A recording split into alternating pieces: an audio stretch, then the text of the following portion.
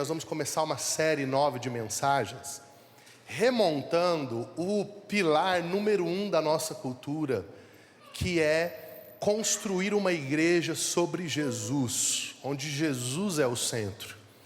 E nós estamos fazendo a leitura do Evangelho de João. Se você não está fazendo, ainda dá tempo de você começar. Hoje nós lemos o capítulo 8 do Evangelho de João. E nessas próximas quartas-feiras, com a permissão de Deus, eu vou falar sobre Jesus, o Deus que é. Jesus, o Deus que é. Porque no Evangelho de João nós temos 7 declarações de Jesus dizendo: eu sou. Então, essas declarações, elas têm muita relevância na construção da nossa espiritualidade cristã. E nós vamos olhar para essas declarações ao longo das próximas quartas-feiras, porque é muito importante. Eu gostaria que você aguçasse muito a sua atenção para o que eu vou dizer agora. É muito importante que a igreja contemporânea faça um resgate de algo que parece óbvio, mas que precisa ser dito. Jesus é Deus. Jesus é Deus. Por quê? Porque é muito fácil se tornar um admirador de Jesus como um sábio, como um mestre, como um rabino, como alguém que traz uma cultura que pode melhorar a sua vida.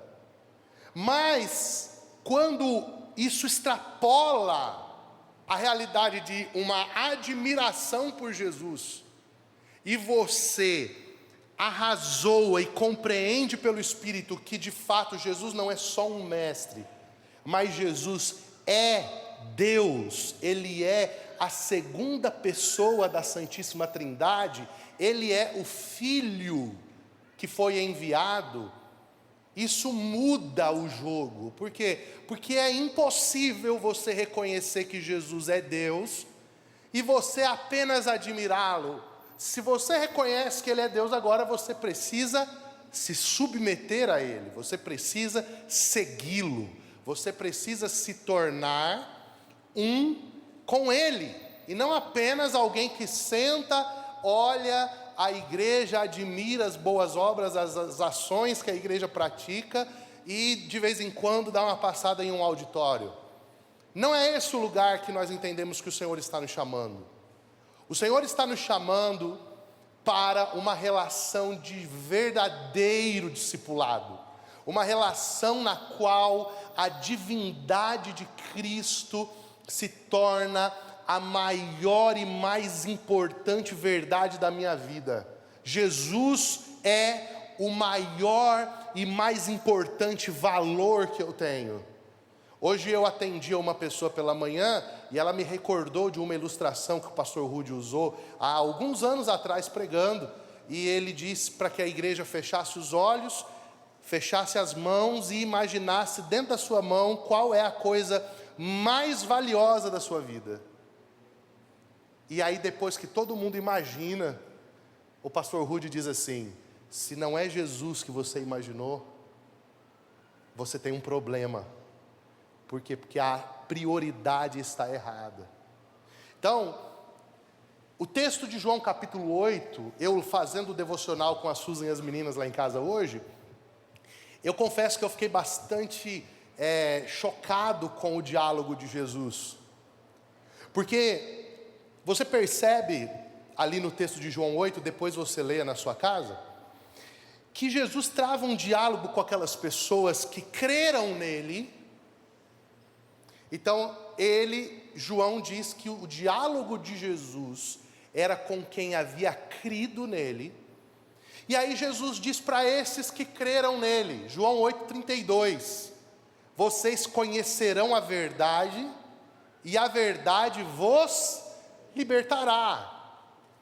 Quando Jesus diz isso, aqueles que estavam ouvindo e creram em Jesus, dizem assim: mas nós somos filhos de Abraão, nós já somos livres. Ou você está sugerindo que você é maior do que Abraão para nos libertar? E aí então Jesus diz, o texto que é a base da minha mensagem, em João 8,58, Jesus diz assim para eles: em verdade vos digo, que antes que Abraão existisse, eu sou. Ali explode uma bomba no meio deles. E aqui eu quero que você preste atenção. Que tipo de fé eles haviam depositado em Jesus? Essa fé, essa expressão, pastor Rude, pastor Marcos, os judeus creram nele. Mas creram de que jeito? Creram que ele era um profeta, alguém que carregava uma mensagem divina. Mas quando Jesus se envereda pelo caminho de dizer que ele era maior do que Abraão, que era o pai da fé, e declara: antes que Abraão existisse, eu sou, aquela crença que aqueles caras tinham tido balança. Por quê?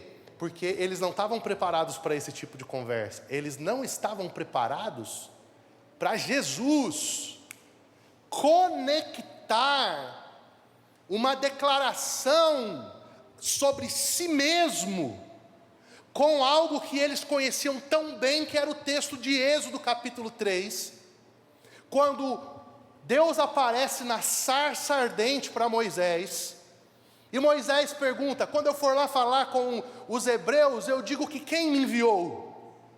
Aí Deus da sarça diz assim: diga para eles que o eu sou o que sou te enviou.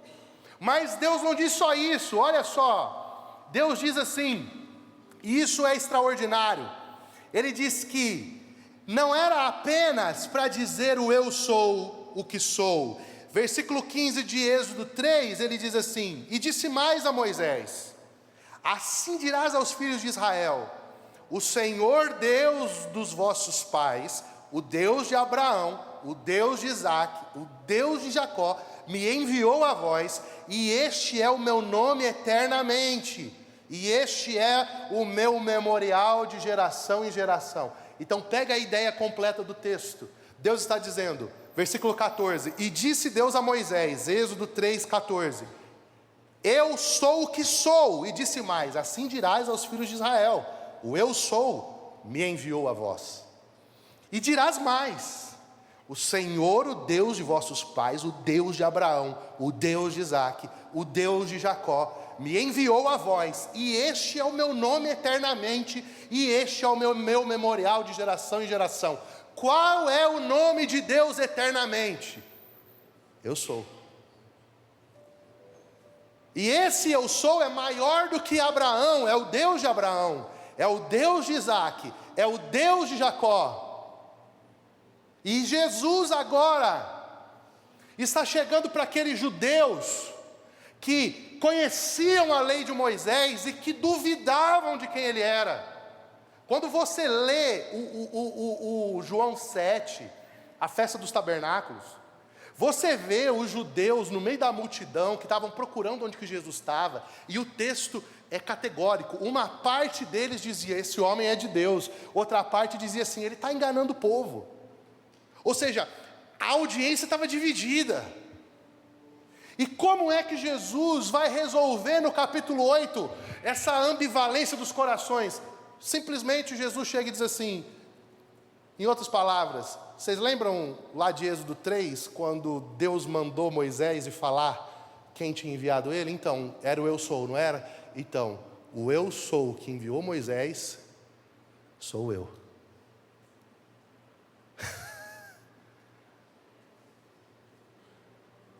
Os judeus bugaram. Como assim? Você está aqui? Então você não é só um profeta, você é Deus. E sabe o que Jesus está fazendo aqui? Jesus está provocando aquela audiência fazendo uma pergunta subliminar. Vocês estão crendo em mim, mas eu sou. E o que eu sou para vocês? Eu sou só um profeta? Ou eu sou o Deus vivo? Vocês estão crendo em quê? E essa é a pergunta que hoje eu faço para vocês aqui. Você crê em quê? Quem é Jesus para você? Ele é um profeta? É um homem de sabedoria? Ele é quem tem as leis espirituais que podem fazer você prosperar? Ele é quem tem os segredos milenares que podem fazer você viver em plenitude de vida? Ou Ele é o Deus para quem você vai entregar toda a sua vida até o fim e para sempre? Quem Ele é? Por quê? Porque Jesus está trazendo para um lugar mais alto a crença desses homens aqui. E é isso que Ele quer fazer comigo e com você. Ele quer trazer a nossa crença para um lugar mais alto. Ele quer que eu e você tenhamos essa revelação de que Deus é. E que isso nos baste. E quem é esse Deus? Jesus. Eu sou. Então, quando Jesus, no Evangelho de João, vai se revelar sobre essa expressão, eu sou, ele faz 7 declarações.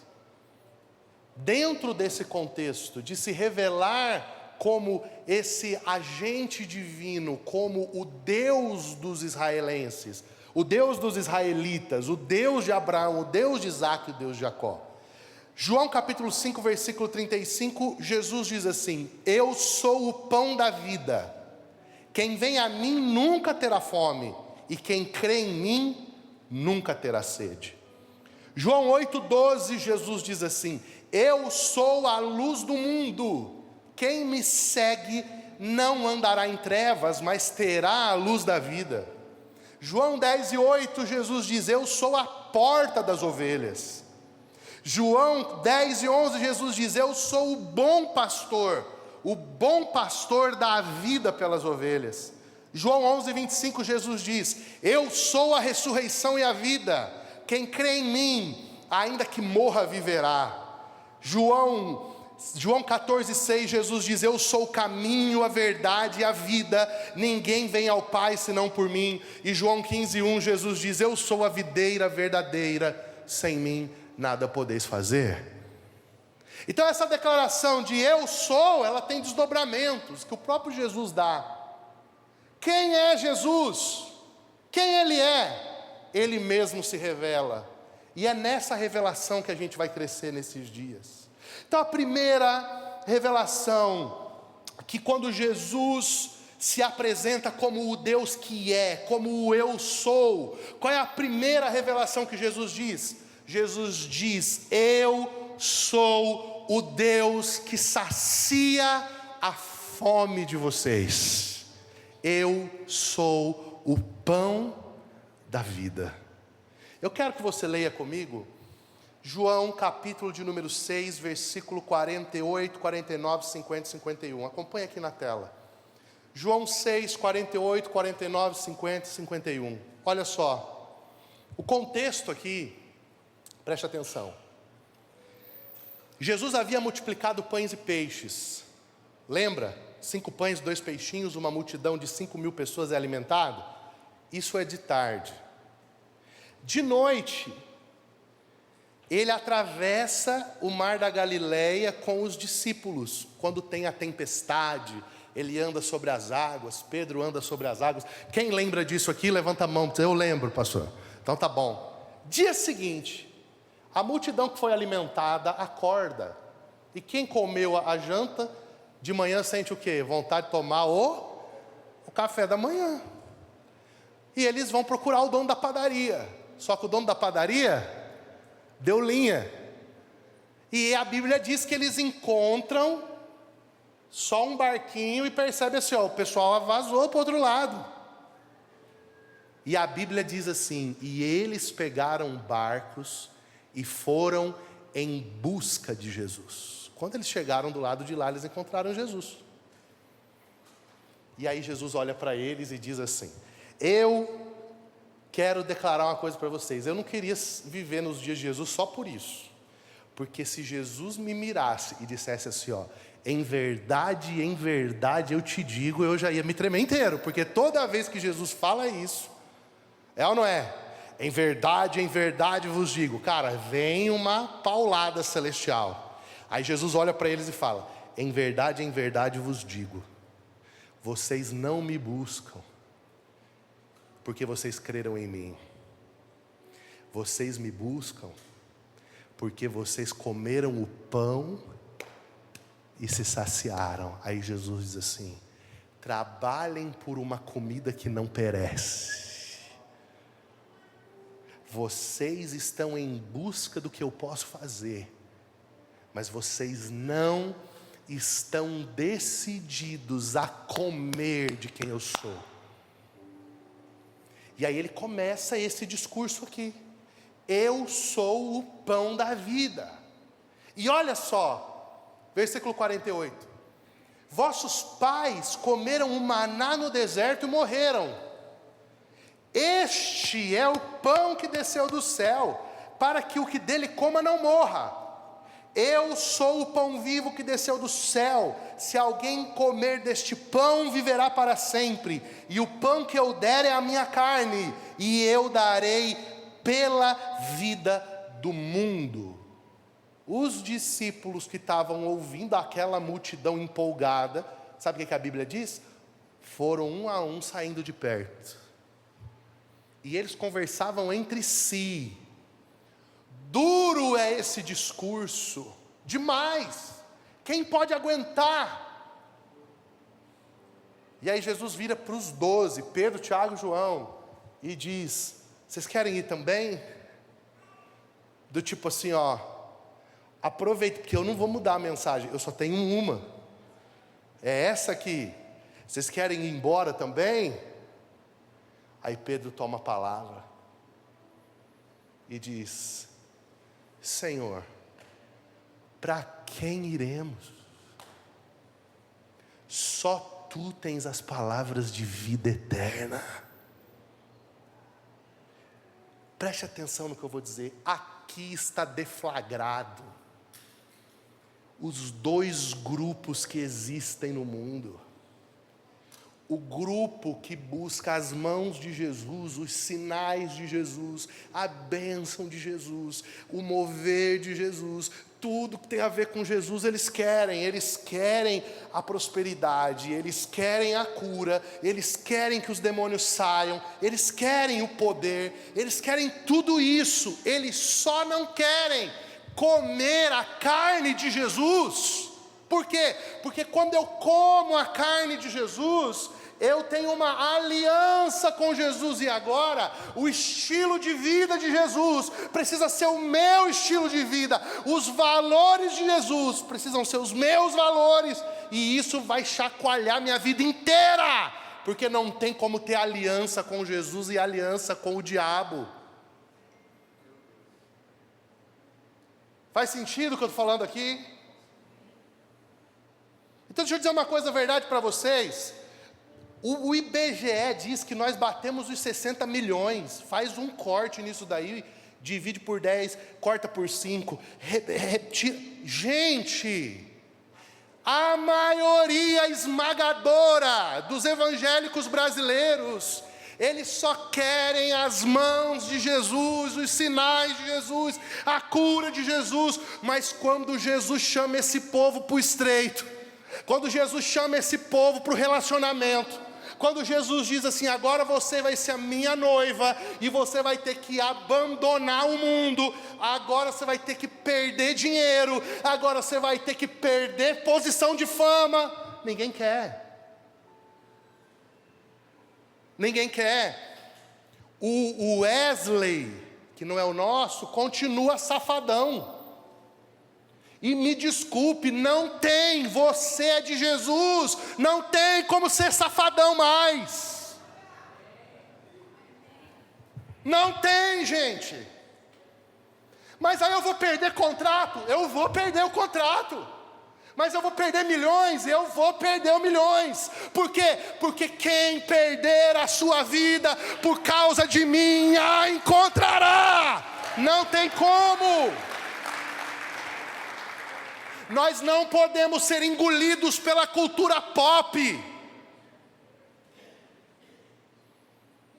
Não tem como eu dar glória a Deus de noite, no domingo e no sábado. Eu dizer que 99% eu sou anjo, mas aquele 1% é vagabundo e safado, e elas gostam. Não faz sentido, porque em Efésios está escrito: não se encontre na sua boca nenhuma palavra torpe. Tem algum crente aqui nessa igreja, ou você é do time que vai embora também, com o discurso duro? Não dá. Mas o que a multidão quer?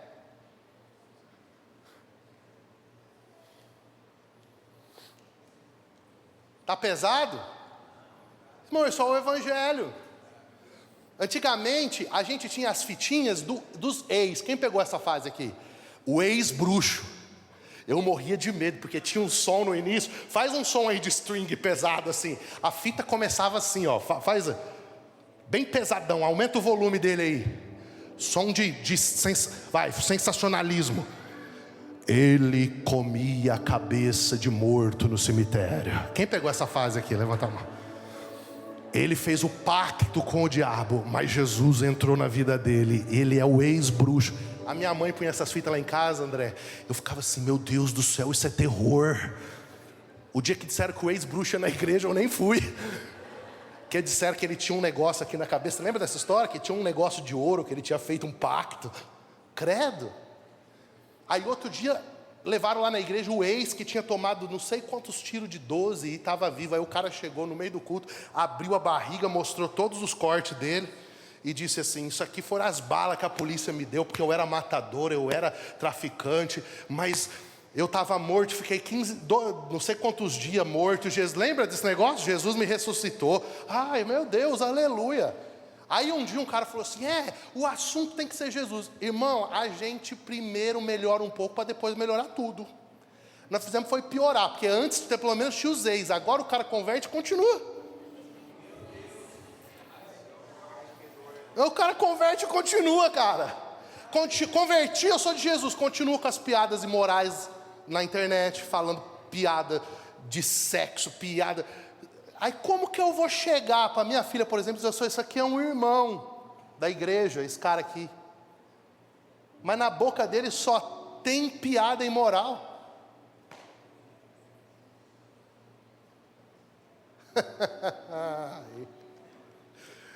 Que tempos são esses os nossos? E que costumes, já dizia Cícero, né? Ó têmporas, humores. Foi chique agora. Que tempos os nossos? Não, cara, eu quero o mover de Deus, eu quero o milagre, eu quero tudo. Só que na hora que Jesus chamar a gente para aliança, cara, a gente tem que entrar na aliança e deixar o que tiver que deixar, perder o que tiver que perder. Eu dei valor num funkeiro que se converteu agora. Como é que é o nome dele? Vocês viram aí? O moleque chegou no show dele e falou: isso aqui é meu último show. Como é que é o nome dele? JP. Esse aqui é o meu último show. E outra coisa, eu tô quebrando os contratos, eu vou ressarcir o dinheiro. Sabe o que eu lembrei? Eu lembrei de Zaqueu, quando Jesus foi na casa dele. O Zaqueu não aguentou Jesus na mesa. Ele disse: olha, se eu roubei alguém, eu vou restituir 4 vezes mais. Porque aí Jesus disse: hoje salvação entrou nessa casa. Por quê? Porque a aliança vai cobrar tudo da nossa vida. Que bagunça é essa que virou a igreja? Não.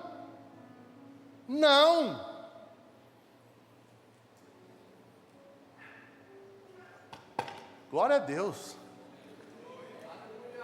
Igreja é igreja ainda, mano.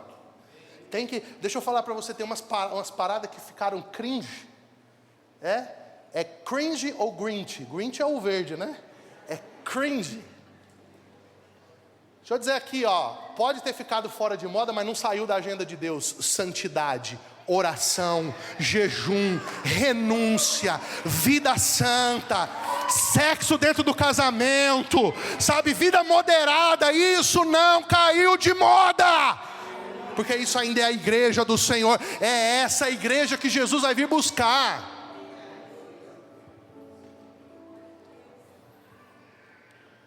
Então não dá para a gente ser profeta da corte sem apontar o pecado do rei. Não dá. Você é profeta do condomínio fechado, mas você não fala para o pessoal do condomínio fechado que eles têm que ouvir? Então você não é profeta. Nada contra o condomínio fechado. Eu moro num condomínio fechado. Entendeu? Só que a parada é a seguinte: não interessa a sua classe social, não interessa o quanto você tem no bolso. No discipulado de Jesus nós só temos uma coisa que nos nivela, é a cruz, é a morte. Se alguém está em Cristo, nova criatura é. As coisas velhas se passaram, eis que tudo se fez novo. Aleluia! Glória a Deus! Você está feliz ainda? Então, eu sou o pão da vida. Agora, por que Pedro não vai embora? Por que Pedro não vai embora? Por que os discípulos não vão embora? Porque tem outro grupo. Tem o grupo que deixou tudo. Por que deixou tudo? Porque encontrou um alimento superior, que nada mais nessa terra sacia. Eles comeram a carne de Jesus, e eles beberam o sangue de Jesus, e não tem mais saciedade em lugar algum. Sabe aquela canção que quem já pisou no santo dos santos em outro lugar não sabe viver? Eu conto isso brincando, eu devia ter uns, sei lá, foi um pouco antes de eu ir para o seminário, eu acho, não lembro. Eu resolvi um dia que eu ia desviar. Falei, hoje eu desvio da igreja. Hoje eu vou me desviar. Aí fui para um rodeio. Cheguei lá no rodeio, achei uma moça. Falei, essa daqui hoje é com quem eu vou me desviar. Não aguento mais esse negócio de ser crente, todo mundo fica me zoando, que eu sou crente, que eu nunca vivi nada. Hoje eu vou me desviar. Aí cheguei lá atrás de um brete. A moça olhou para mim. Eu falei, o que foi? Eu sou tão feio assim? Ela falou, não, é que eu não devia estar aqui. Eu falei, por quê? Porque eu sou crente. Eu falei, eu também. Então vamos sair daqui, né? Já entendemos que nós dois estamos tudo errado. Vamos voltar para a igreja, que não tem nem como desviar em paz.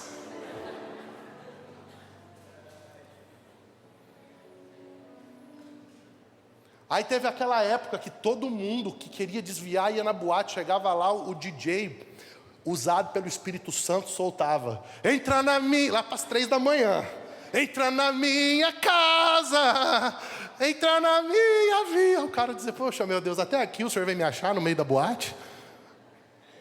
Ah não, eu vou no show os gordinhos lá, César Menotti e Fabiano. Aí você está lá, tchá, no final eles, vamos terminar o show, segura na mão de Deus. Você fala, Deus, a jumenta está falando? Por quê? Porque se você comeu o pão da vida, nada mais nessa terra vai saciar a sua fome. Se você experimentou Jesus, não tem mais nada que se te satisfaça. Você pode até querer comer, mas não apetece mais você. Por quê? Porque você já comeu a comida que não perece. Você sabe que o que você tem nas mãos de Jesus mata um nível de fome dentro de você que nada mais te satisfaz. Eu estou vendo esse irmão com a blusa dos Santos. Já o meu Corinthians vai dar um couro no teu time. Mas deixa eu te falar uma coisa, escuta aqui. nem Memphis Depay e nem Neymar vai satisfazer o que só Jesus pode satisfazer na nossa vida. Não adianta. E eu gosto. Mas termina o jogo, eu falo, tem algo que eu preciso. Aí eu vou lá, coloco a minha canção do Marcos Brunet, Intimidade, em espanhol, porque eu acho que Deus gosta mais de ser adorado em espanhol. Não sei por que eu tenho essa impressão. É mais hermoso. E aí eu fico lá, aí irmão, aí sim. Começa a rolar aquela lagriminha no canto do olho, vem aquele arrepiozinho na costela. Aí você fala, cara, quer saber de um negócio? Eu posso buscar satisfação em qualquer coisa dessa terra, mas nada me entrega o que nesse lugar eu encontro, que é o quê? É o pão vivo que desceu do céu, que é Jesus te dando de comer da comunhão. É o Espírito Santo dizendo, vem aqui e come essa comida aqui que não perece. É o próprio Jesus dizendo, come da minha carne, bebe do meu sangue, porque você vai ter vida eterna. Quem eu sou? Eu sou o pão da vida de Jesus. Eu venho como homem de Deus hoje declarar para você, a maioria das tuas necessidades não são reais.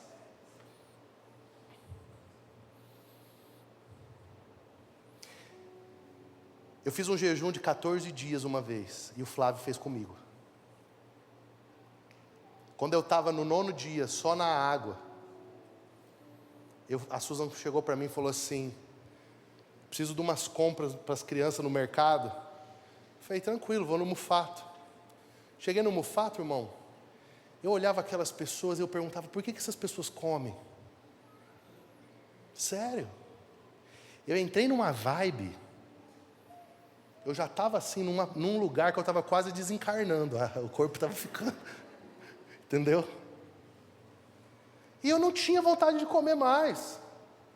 A vontade acabou no 4º dia. Do 5º para frente, meu irmão, era só Remefly. Eu estava lendo, eu peguei aqueles livros do Lou Engle. Depois entrei, oração, o poder secreto da oração e do jejum.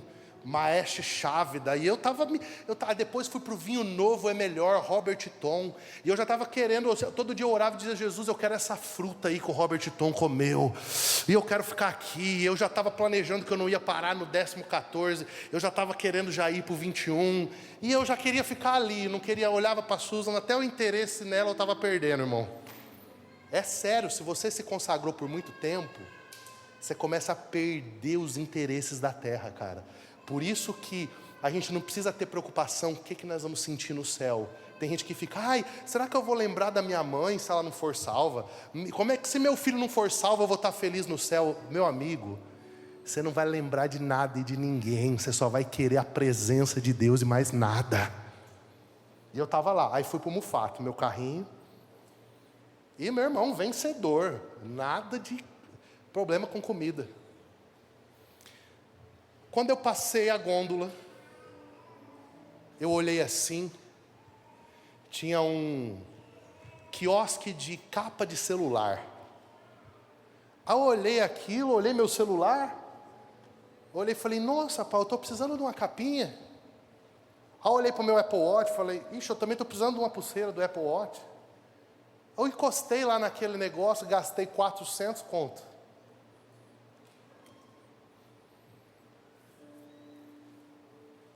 Passei as minhas coisas, feliz da vida. Aí sentei no carro. Sentei. Deixa eu ver o que eu comprei. Depois troquei película. Fiz aquela novela. Quando eu sentei no carro, o Espírito Santo falou comigo assim, você está vendo? Como que você precisa de coisas para me substituir? Você não comeu comida, mas você precisou de alguma coisa que não sou eu. Irmão, eu comecei a chorar no estacionamento do Mufato, eu falar do Mufato Boici. Chorava, as lágrimas desciam. Onde é que eu devolvo? Aí chamei, peguei aquela pulseira. Eu ia viajar logo em seguida, semeei a pulseira no meu cunhado. Arranquei a capa do celular, botei a velha. Paguei a conta. E disse: Deus, eu me arrependo. Porque eu te troquei por uma capa de celular. Porque chegou um momento que eu não suportava mais ficar sem nada. E sabe o que Deus estava me ensinando? Agora você precisa de mim.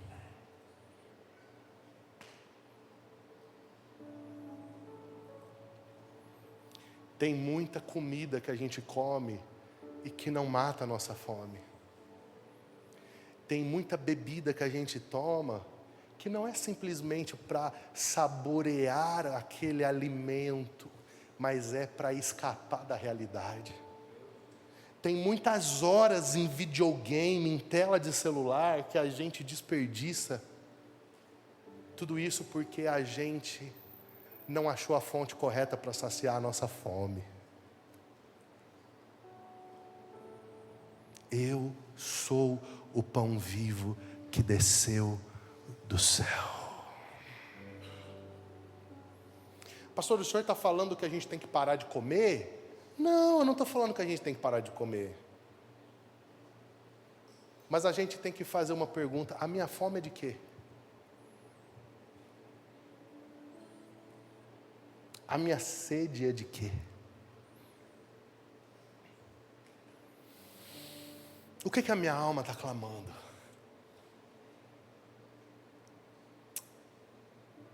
Na maioria das vezes, lá no fundo, nos recônditos do nosso coração. E veja, irmão, eu estou dizendo o nosso, tá? Eu não estou dizendo o seu. Meu dedo não está assim.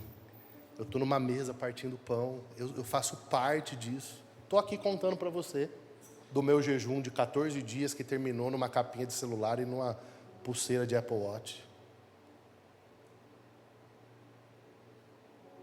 A maioria dos nossos desejos, das nossas faturas de cartão de crédito, das horas de internet, que não saciam a nossa fome. A maioria de vocês que não casaram ainda e estão condicionando a alegria de vocês ao relacionamento que vocês estão orando, a oração do desencalhe o vaso. Dia que eu casar eu vou ser feliz, eu vou ser preenchido. Vai não, ninguém casa para ser feliz. Você casa para amadurecer. Você casa para entender o que é aliança. Você casa para entender o que é o amor de Cristo pela igreja e o que é a submissão da igreja a Cristo. Um homem que não entende de aliança, uma mulher que não entende de submissão não deveria se casar.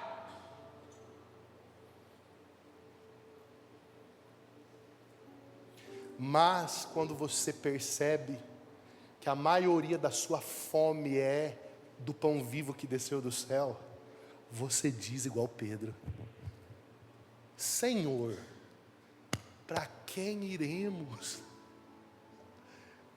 Fosse na linguagem de hoje, ele ia estar dizendo: game over, Jesus. Acabou para nós. Não tem para onde ir mais, o Senhor zerou a conta, zerou a vida. Nós comemos a comida que não perece, nós bebemos o vinho dos céus, nós estamos embriagados de amor, nós estamos perdidos no Espírito, não tem mais para onde ir, só Tu tem a palavra de vida, não tem para onde ir mais. E aí, então, começa o Jesus andando com os caras, e os caras andando com Jesus, e você já sabe onde dá a história. Por quê? Porque essa fome foi entendida.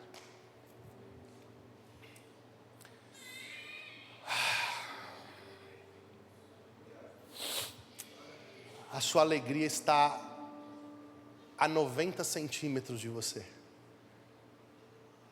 A distância do seu joelho para o chão. A minha alegria está a 90 centímetros de mim. É a distância do meu joelho para o chão.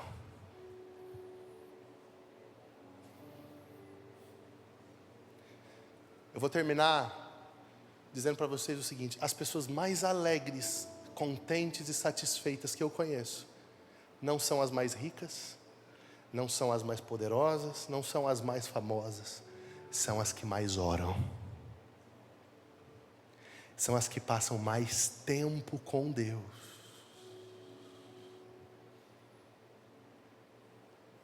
Essas são as mais plenas.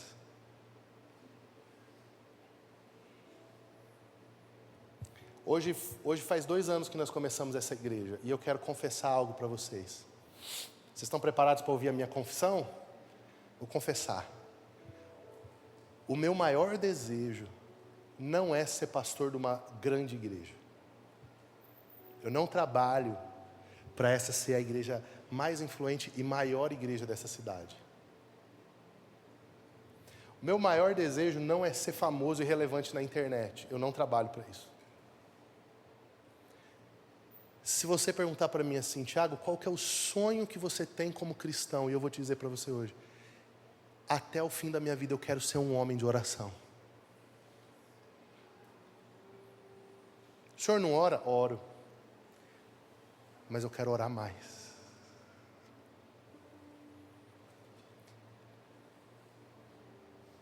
Eu quero ter resiliência, Mano Van, meu querido irmão, pastor querido. Eu quero ter resiliência para ficar mais tempo na presença, sabe? Quando acabam as minhas palavras, quando eu olho, passou 1 hora e começa, eu não sei se é o TDAH, o excesso de tela, a hiperatividade começa a levanta, se coça, vira, sai para pegar uma água. Eu quero, meu sonho de vida, eu gostaria que Deus me desse pelo Espírito condições de minhas netas falarem assim, o vovô faz 12 horas que ele está lá no quarto de oração dele. E ele não saiu de lá ainda.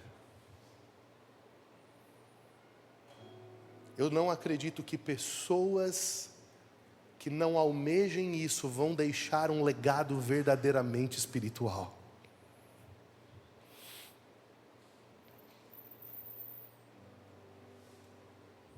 Hoje à noite você tem 2 opções com o que você está ouvindo. Você pode dizer assim, muito dura essa palavra, quem pode sofrê-la? E ir embora. Eu oro para que você opte pela segunda. Para quem iremos? Se nós já comemos o pão da vida. Eu tenho orado para que eu possa comer menos e ser mais resiliente no jejum, por mais tempo. Eu vejo o pastor Luciano, 40 dias por várias vezes no ano. Eu falo, é isso aí que eu quero para a minha vida. Não é para ficar tocando trombeta. É porque eu sei o que eu ganhei no Senhor. Não é em dinheiro, em fama. É no Senhor. Eu sei o que eu ganhei naqueles 14 dias. Então imagina o que eu posso ganhar em 40. Eu sei o que nós podemos herdar por frequentar o lugar secreto. De novo, ei, olha para mim. Nós, fala bem alto comigo assim, nós. Não é um dedo apontado para você, é um irmão na mesa partilhando o coração. Nós.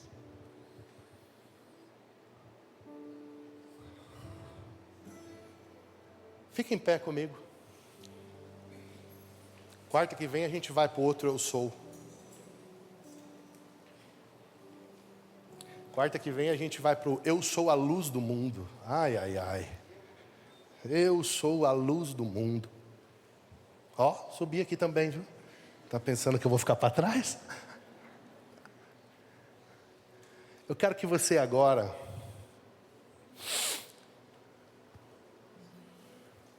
ore e pergunte para Deus, a minha fome é de quê?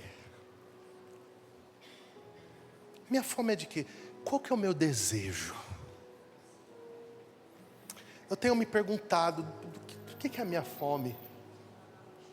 O que eu... 2 anos, gente, 2 anos com tudo isso daqui, você acha que isso daqui vai para onde? Se a gente não precisa fazer nada, ficar aqui, ó, conservando do jeito que a gente está, uma igreja em 2 anos, servindo mais de 700 pessoas por domingo. Isso aqui vai para onde? Então, irmão, números não esquece, isso aí é natural. Eu não fico pirado pensando assim, será que a gente vai ter um terreno? Será que nós vamos ter um Kids dos sonhos? Será que a gente vai ter estacionamento? Será que vai ter as grandes conferências? Isso aí, irmão, isso aí é lugar comum, isso aí, eu quero liberar uma palavra para vocês, tá? Eu estava ali agora, antes de começar, e Deus me deu uma palavra profética. Vocês cantaram assim, faz de novo, faz de novo. O Espírito de Deus me disse assim, diga para eles que eles vão precisar pagar um preço para ter um novo som. Essa música foi de um mover passado. E Deus não vai fazer do mesmo jeito e nem com as mesmas pessoas. Não vai.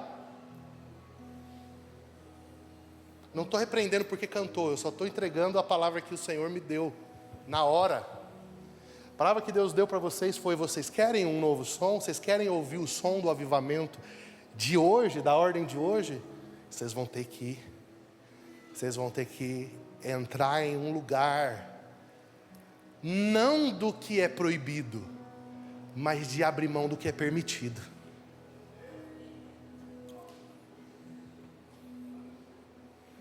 Por quê? Porque os avivalistas, eles não pecarem, não serem escravos do pecado, é óbvio. Mas tem um lugar para qual o Senhor chama aqueles a quem Ele vai confiar coisas altas. O som desse tempo mudou.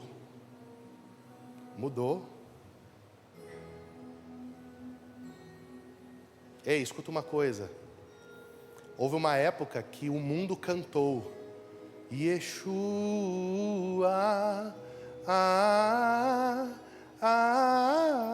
essa era a música que o mundo cantou. Agora sabe qual é a música que o mundo está cantando? Que os americanos estão cantando? Que os europeus estão cantando? Você sabe. Perdendo tudo por amor e com alegria, dono dos meus dias. Aprenda uma coisa, não é fácil você fazer uma música ter 10.000 visualizações no YouTube. Não é fácil. Com muito tráfego pago, com muito empenho, com muita estratégia, você leva uma música para 10.000 visualizações. Quando o globo terrestre começa a cantar uma coisa, é porque essa coisa foi cantada primeiro no trono de Deus. Tô certo, meu irmão? Profeta. Não tem como fabricar isso. Ei, mover não se fabrica. Mover do Espírito, nós não fabricamos, não tem como. Pode ter a melhor produção, pode ter o melhor palco, pode ter a melhor estratégia, não vai. Agora, quando um sujeito com uma mitra na cabeça escrito santidade ao Senhor, quando um nazireu de Deus, ele entra num lugar secreto e ele ouve um som que foi cantado lá no trono, ele com violãozinho de elengue-lengue, com gravadorzinho de celular, meu amigo, o mundo começa a cantar aquilo. Por quê? Porque quem está empurrando não é o marketing, quem está empurrando é o Espírito. Deixa eu te fazer uma pergunta básica. Quanto que nós gastaríamos hoje? Pastor Cláudio, você que é bom de conta e que rodou muito. Quanto que nós gastaríamos hoje para fazer um evento com tradução simultânea? Para, vamos colocar aqui, 5.000 pessoas. Para a gente trazer uma mensagem num auditóriozão top. Quanto que você acha que a gente gastaria de propaganda para juntar esse povo todo? Coloca aí um valor aí. R$500 mil. Só que em Atos 2 tinha 120 pessoas orando em um cenáculo. Não teve um tráfego pago. Não teve uma publicação. Só teve um vento.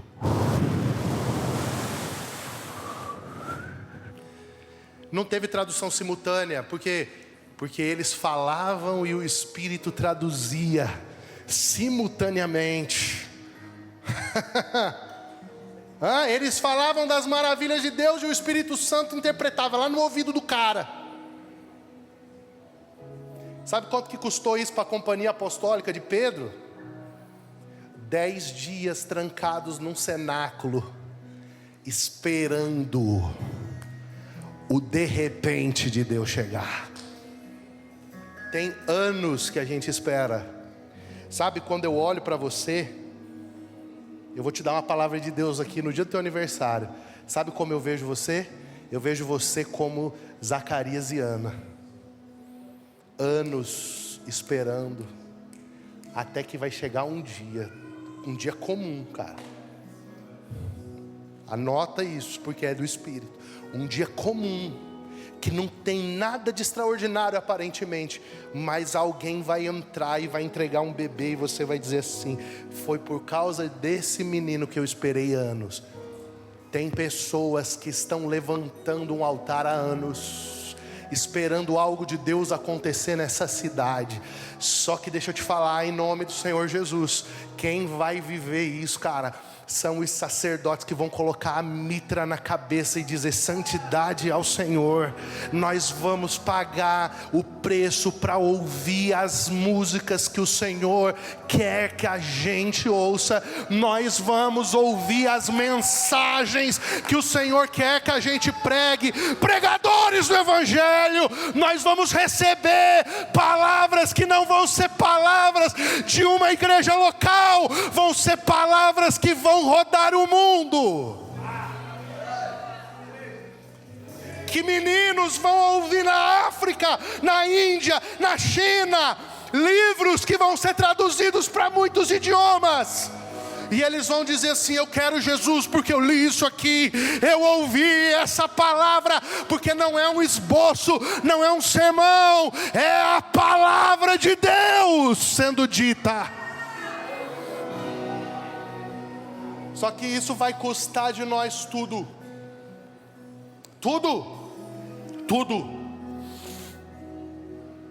Tudo. Tudo.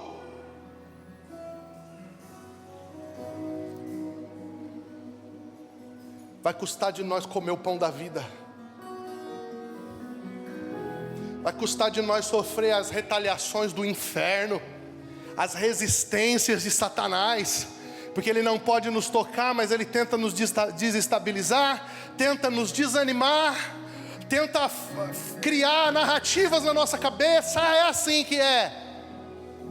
Mas a companhia apostólica de Jesus vai vencendo todas essas coisas, porque Ele disse: eu edificarei a minha igreja, e as portas do inferno não prevalecerão contra